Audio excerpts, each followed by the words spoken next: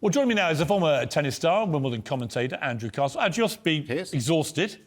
Do you know, I played today. Did you really? Yeah, just to remind myself how difficult the game was. I probably should have done it before commentating on the semis and the finals and everything.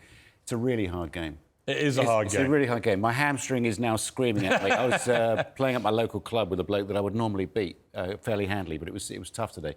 Yeah, it was a hell of a final. Yeah. I watched it all. I mean, it was interesting because Kyrgios, let's start with him. He's such an extraordinarily divisive character. Yeah, what do you make of him? Well, I spent a lot of time before the final whacking him, to be honest, because I found his behaviour so ridiculous and actually just pathetic. And then when we got to the final, I actually felt myself beginning to sort of root for this. Yeah. He's obviously a brilliant player. Yeah. He's obviously charismatic. He's got something about him. He's compelling to watch. But then as the final went on, his behaviour got more... Let's just take a look at some of the highlights of his antics. In a Wimbledon final, there's no other bigger occasion.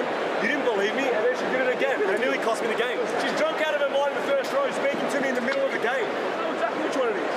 So tell me. It's the one in the dress with the one that looks like she's had about 700 drinks, bro. Not big enough. Is it big enough for you? Every time. 40-15, 40 love. Why do you stop? Why? 40-15, 40 love. Oh. That's you. That's all of you.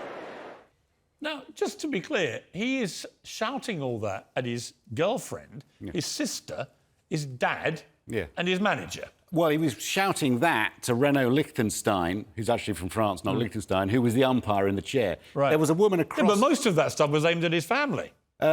A lot of that stuff was... He's urging the family to encourage him more. Yeah, but you see, he's a man under strain. He's 27 years of age. He's a petulant brat, Andrew. He's 27 years old. He's vulnerable, OK? And yet he is sensitive. He's talked about self-harming. He's talked about depression and all of that sort of stuff. He's everything that this generation... now, not hold dear, but now are focusing but it doesn't in excuse that kind of petulant brat rudeness, but you see somebody under pressure, and that's what they do in a situation like that. Well, then don't play tennis professionally. Well, I mean, but this is what people have been saying to him for years. If you want to maximise your potential, you're going to have to stop that. Can he actually stop it? I was very surprised to see him in the Wimbledon final. I don't think he'd have been there if he'd have played Rafa Nadal in the semi-final, who had to pull out with the abdominal strain. But, I mean, I think it's a story that everyone can relate to. A very complicated bloke who manages to go all the way to the final and then actually do himself credit for quite some time. If I shouted at my family members like that in a Wimbledon final, one of them would come out of there and give me a slap. And quite rightly. I mean, why should they put up with it? But what's he doing when he does that? I mean, come on, you're an attention... We're all attention seekers when we're on the telly, aren't we? Yeah, but I would never abuse my own family on national television in front of a billion eyeballs. Well, I mean, a lot of the... Would you? A lot of the players have done in the past. You never do that. No, well, no, you get told off afterwards. No, if you try and tell him off, he'll take another 3, 4, 5 months off. Is he good for the game is the question. Well, he's compelling the answer to is watch. a day later, you and I are talking about him. You've got an opinion, I've got an opinion. And he's really good at the game too, because you don't make Wimbledon final unless He is good, but I think he got out-psyched by Djokovic, who just got cooler and cooler and cooler.